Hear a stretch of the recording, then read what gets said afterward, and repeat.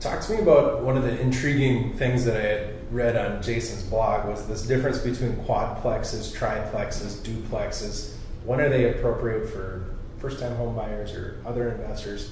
Walk us through the difference between them, what advice you have around them, what's right for who.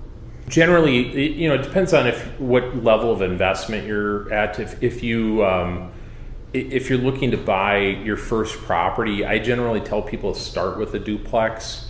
I know it's kind of sexy, the idea of owning something that's bigger and better, but if you look at the number of duplexes there are versus the number of fourplexes, for example, in the city of Minneapolis, there's over 13,000 duplexes, and there's only 954 fourplexes.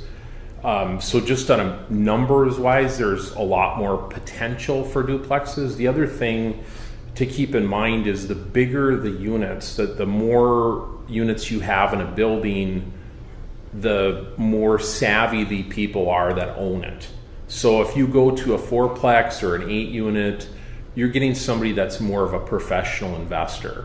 Mm-hmm. And they're going to try to optimize the price. They're going to know, hey, this is worth this much. A lot of times they don't necessarily need to sell the property either. They don't have the motivation that a lot of people do with, say, a duplex, where maybe they just lived in one unit, or that's the only investment property they have. So the opportunity with duplexes and the actual numbers, like for your return, is way better than what you'll see with, say, triplex, fourplex, and then the bigger apartments are actually very difficult to ever even get the opportunity to buy, because there's so many large investors that are holding those buildings, and there's really nothing for them to sell them for to move up to the next level. So that's why the duplex market is so good.